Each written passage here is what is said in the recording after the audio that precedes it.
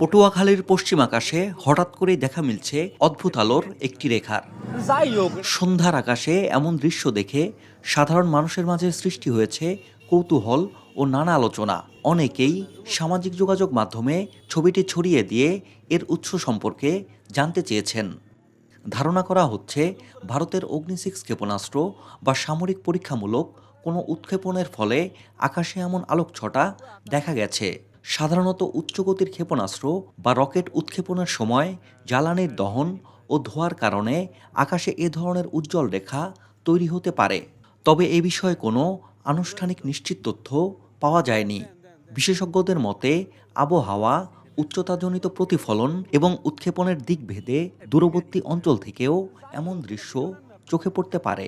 সন্ধ্যার এই ব্যতিক্রমী দৃশ্য ঘিরে পটুয়াখালীবাসীর মাঝে ব্যাপক আলোচনা চলছে।